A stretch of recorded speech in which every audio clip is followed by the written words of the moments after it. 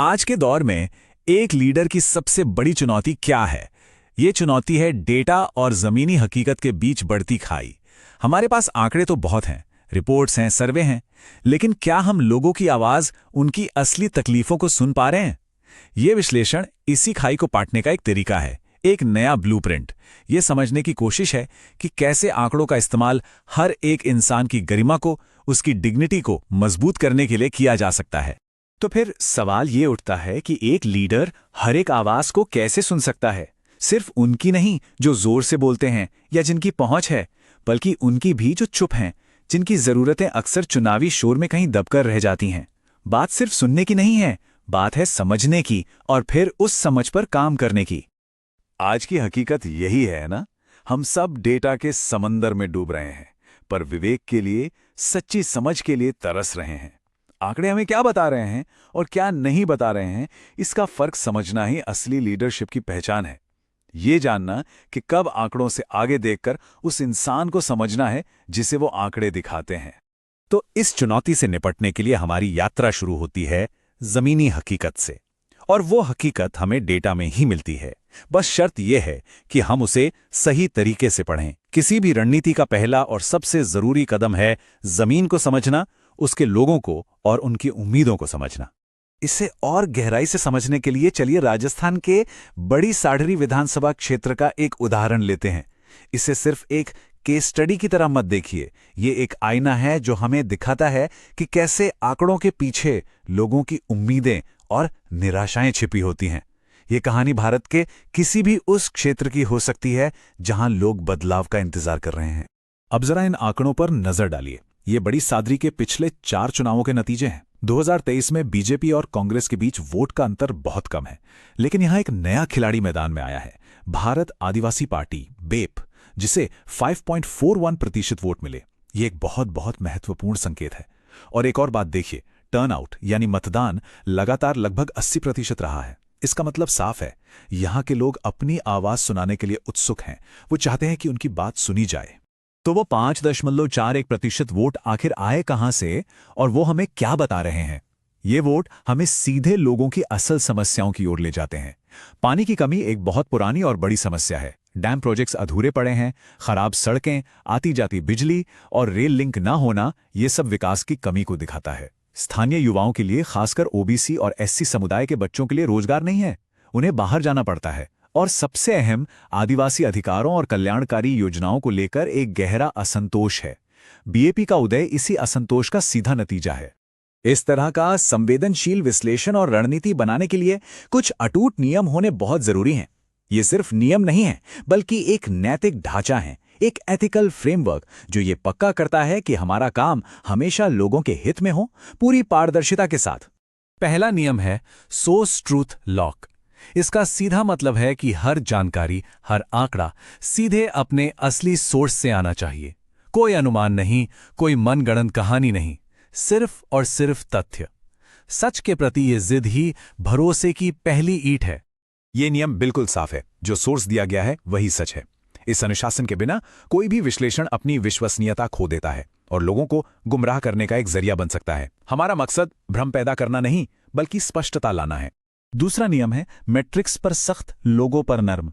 हम आंकड़ों का विश्लेषण पूरी कठोरता और सटीकता से करते हैं, लेकिन ये हमेशा याद रखते हैं कि इन आंकड़ों के पीछे इंसान हैं, उनकी जरूरतें हैं, उनकी भावनाएं हैं। डेटा का मकसद लोगों को समझना है, उन्हें सिर्फ नंबरों में तौलना नहीं। और ये विचार इस बात को बहुत खूबसूरती से सामने रखता है।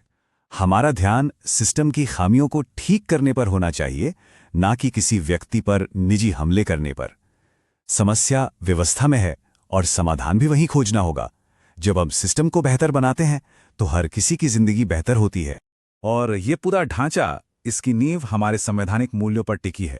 हर व्यक्ति की गरिमा, उसका सम्मान सबसे ऊपर है। यह सुनिश्चित करना हमारी जिम्मेदारी है कि सार्वजनिक संवाद में कही गई हर बात तथ्यों पर आधारित हो और पूरी जिम्मेदारी के साथ कही जाए। यह सिर्फ एक राजनीतिक काम नहीं है, ये लोकतंत्र के मूल सिद्धांतों का सम्मान करना है। तो इन नियमों और नैतिक ढांचे को अपना दिशा सूचक मानकर चलिए अब कच्चे डेटा को एक मानवीय कहानी में बदलते हैं। एक ऐसी कहानी जो हमें न सिर्फ समस्या दिखाए, बल्कि समाधान की ओर कदम बढ़ाने के लिए भी प्रेरित करे। इस नंबर को एक बार फिर देखिए, 5.41%, 5.41%। ये 2023 में भारत आदिवासी पार्टी को मिले वोटों का हिस्सा है। पहली नजर में ये सिर्फ एक छोटा सा आंकड़ा लग सकता है। कुछ लोग इसे चुनावी गणित में एक मामूली सी हलचल मानकर शायद नजरअंदाज भी कर दें। लेकिन ये सिर्फ एक नंबर नहीं है, ये आदिवासी समुदाय की आवाज है। ये उन लोगों की आवाज हैं जो कह रहे हैं, हमें नजरअंदाज मत करो, हमारी भी जरूरतें हैं, हमारे भी अधिकार हैं। ये आंकड़ा एक कहानी कह रहा है, असंतोष की और एक नई उम्मीद की। ये एक चेतावनी है कि जब मुख्यधारा की पार्टियां जमीनी मुद्दों को हल करने में नाकाम रहती हैं, तो लोग नए विकल्प ढूंढते हैं। तो इस कहानी को, इस आवाज को सुनकर क्या किया जाना चाहिए? यहां एक ठोस 90 दिन की कार्य योजना है। पहला चरण, सुने।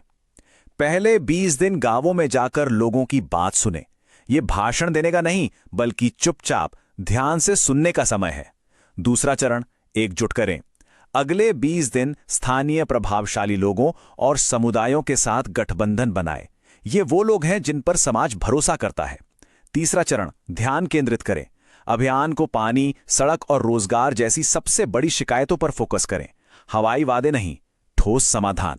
और आखिरी चरण, लामबंद करें। बूथ कार्यकर्ताओं को प्रशिक्षित करके और डिजिटल माध्यमों से लोगों तक पहुंचकर उन्हें एकजुट करें। इससे एक बहुत ही साफ रणनीतिक तस्वीर बनती है। एक तरफ राष्ट्रीय पहचान और मौजूदा व्यवस्था को बनाए रखने की बात है, दूसरी तरफ स्थानीय कल्याण, बदलाव और शिकायतों के समाधान की बात है। ये एक टॉप डाउन गवर्नेंस मॉडल के सामने एक ग्रासरूट यानी जमीनी लामबंदी का मॉडल है।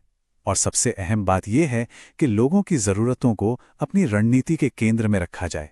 लेकिन हमें याद रखना होगा कि चुनाव जीतना मंजिल नहीं है, ये तो बस एक पड़ाव है। असली उद्देश्य है शासन, गवर्नेंस। एक ऐसा शासन जो एक वादे की तरह हो, एक ऐसा वादा जो लोगों के जीवन को बेहतर बनाने के लिए किया गया हो। और इस वादे का फल क्या है? इसका रिटर्न ऑन इन्वेस्टमेंट क्या है? पहला, युवाओं के लिए नौकरियां, ताकि उन्हें भविष्य की सुरक्षा मिले और पलायन न करना पड़े। दूसरा, पानी और सड़कों जैसी अधूरी परियोजनाओं को पूरा करना। तीसरा, ये पक्का करना कि कल्याणकारी योजनाओं का लाभ हर जरूरतमंद तक पहुंचे। और सबसे जरूरी, सरकार और जनता के बीच विश्वास का एक मजबूत रिश्ता बनाना, जहां हर शिकायत सुनी जाए और जवाबदेही तय की जाए। और इस भरोसे को बनाने के लिए ये बेहद जरूरी है कि लोगों से जुड़ी हर जानकारी का सम्मान किया जाए। भारत के डेटा संरक्षण कानूनों के तहत हर व्यक्ति की गोपनीयता और सहमति यानी कंसेंट सर्वोपरि है। ये सिर्फ कानूनी जरूरत नहीं, बल्कि एक नैतिक जिम्मेदारी है। अच्छा शासन नागरिक के डेटा का उतना ही सम्मान करता है जितना कि उनके वोट का।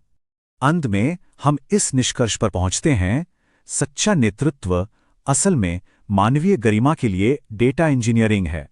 मतलब आंकड़ों और सिस्टम का इस्तेमाल हर एक व्यक्ति के जीवन को सम्मानजनक और बेहतर बनाने के लिए करना। ये तकनीक को मानवता की सेवा में लगाने की कला है। तो ये विश्लेषण हमें एक अहम सवाल के साथ छोड़ जाता है।